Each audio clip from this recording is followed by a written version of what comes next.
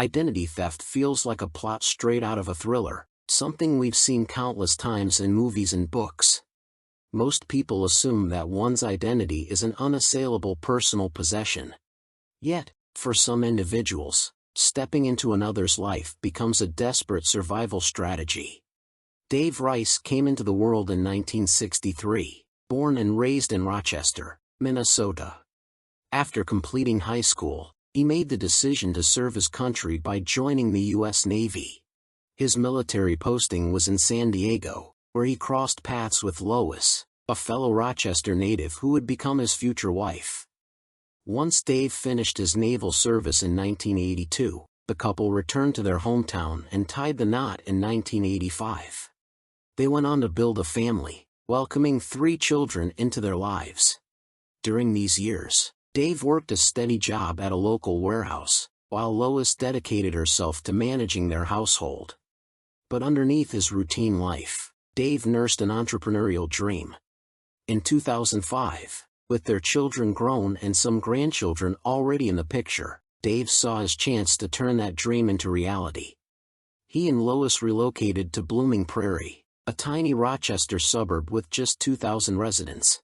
Dave believed the timing was perfect to pursue his lifelong ambition. After moving, he poured all of his savings into opening a fishing store. Being an avid fisherman himself, he knew the ins and outs of fishing gear like the back of his hand, from basic bait to high-end fishing boats. His passion and expertise paid off, and before long, the store was generating solid income. Lois continued to manage their household, enjoyed quality time with their children and grandchildren, and accompanied her husband on trips across the country. In the tight-knit community of Blooming Prairie, nearly everyone knew Dave and Lois, consistently describing them as compassionate and generous neighbors. On March 23, 2018, local law enforcement received an urgent call to the Rice residence. By that point, Dave had been missing for 2 weeks.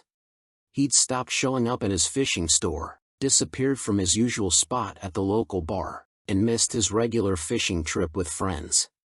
His only communication had been through phone calls. Typically, Dave would dictate his text messages, which resulted in peculiar texting habits. Words often ran together without spaces, and punctuation was conspicuously absent. Over time, everyone had grown accustomed to receiving messages from him in this distinctive, somewhat garbled style. But something felt different in the last 2 weeks. Dave's messages had suddenly become meticulously written, with perfect spacing and punctuation. This unexpected change, combined with his prolonged absence, raised serious red flags. Store employees, growing increasingly worried, contacted the police on March 23, 2018, requesting a wellness check at his home. When officers arrived, they found the house illuminated, but the door remained locked. Despite repeated knocking and doorbell ringing, no one responded. Peering through the bathroom window, the officers spotted what appeared to be a human body lying on the floor. This observation provided probable cause to forcibly enter the residence. Their suspicion was grimly confirmed. Dave Rice lay dead on the bathroom floor, killed by 2.22 caliber gunshot wounds, one to the chest and another to the back. The body's advanced state of decomposition suggested he had been deceased for approximately 12 to 14 days. Traces of blood belonging to Lois were discovered on the bathroom floor, yet no other evidence of her presence remained. The perpetrator had stripped the house of all cash and stolen Dave's car. The police faced a critical investigation. Was Lois kidnapped? Murdered elsewhere? Or could she possibly be involved in her husband's murder, a scenario that seemed incredibly far-fetched? Why would a grandmother of 6 suddenly turn violent, rob her own husband, and sever ties with her entire family? Regardless of the circumstances, law enforcement's immediate priority was locating Lois, whether alive or dead. To unravel this mystery, we must travel 2 weeks forward and 2,500 kilometers south to the sunny resort town of Fort Myers, Florida. On April 6, 2018, a woman named Pamela Hutchinson, who had been staying at Fort Myers Beach for 3 days, called her hotel's front desk to extend her reservation by another 3 days. She then withdrew $5,000 from her bank account, got into her car, and drove 150 kilometers along the picturesque coastal highway. At the Hilton Hotel, she proceeded to withdraw an additional $50,000 and headed to a nearby casino. Pamela spent nearly 10 hours gambling, trying her luck at various games before finally departing. The bizarre twist in this entire scenario? Pamela Hutchinson was actually deceased. She had arrived in Fort Myers Beach on April 4th accompanied by her friend Donna Fetro. Donna had recently lost her husband and had made a promise to scatter his ashes along the ocean shore. Pamela Hutchinson joined her to offer support during a few days in sunny Florida. During their stay in Fort Myers Beach, Pamela encountered a woman around her own age. They quickly struck up a friendship and spent nearly 2 days together. Pamela's new acquaintance was Lois Rice. On April 9th, hotel staff discovered Pamela's lifeless body. Exploiting their similar physical appearances, Lois Rice stole Pamela's identification, vehicle, finances, and completely assumed her identity. On April 5th, she shot Pamela inside her hotel room. The following day, Lois, now impersonating Pamela, extended the hotel room reservation, leaving Pamela's body concealed within. This strategic move provided her a 3-day window to vacate the premises before the body's discovery on the 9th. Lois commandeered Pamela's car and withdrew the maximum possible funds from her accounts while maintaining the facade of being Pamela, then departed Florida. However, an unexpected complication emerged. While staying in Fort Myers Beach, a week before murdering Pamela Hutchinson, Lois had been recognized by Tessa Coster, a vacationer from Blooming Prairie, the very town where Lois had previously resided and where Dave's body had been found weeks earlier. Given that Blooming Prairie was a small community, Tessa was well informed about Dave's murder and knew the police were searching for Lois. Without hesitation, she immediately contacted 911 to report spotting the wanted woman in Florida.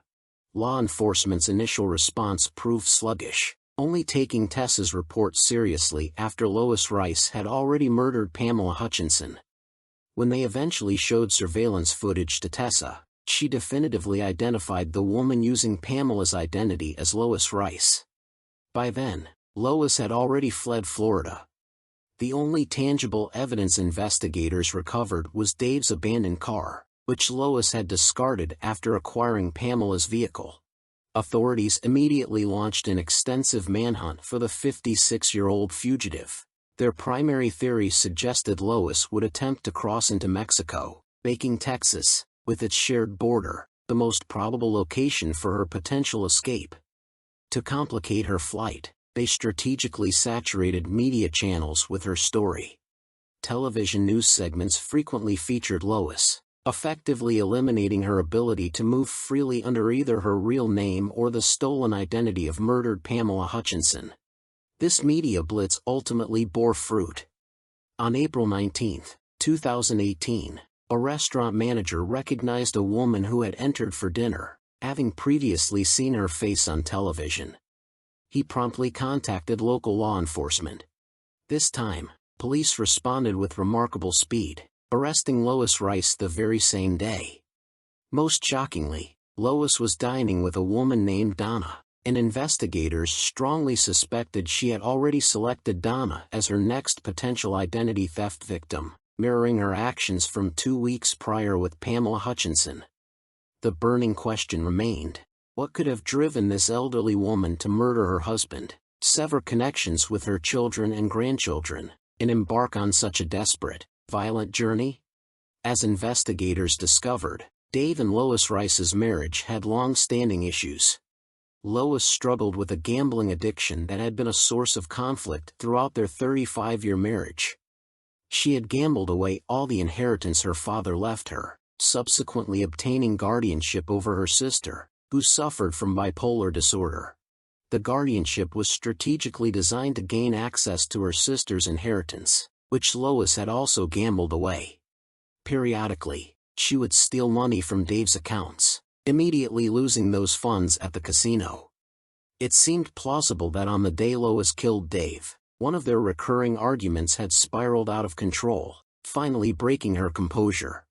However, according to her testimony, the fatal confrontation wasn't primarily about her gambling addiction. Instead, it stemmed from a more recent problem that emerged in their relationship in 2015 when Lois developed a dependency on painkillers and antidepressants. She claimed that on March 11, 2018, they had visited one of their son's families. Lois wanted to stay overnight, but Dave insisted they return home. This led to an intense argument during their entire drive back. Upon arriving home, during the continuing argument, Dave retrieved a pistol and handed it to Lois, saying, "Baby, it would be easier for you to kill yourself than to keep taking these pills. Think about it, it might be the right move." In response, Lois fired a bullet into her husband. These were her exact statements regarding Dave Rice's murder. Whether this account was entirely true or if another motivation existed became almost irrelevant.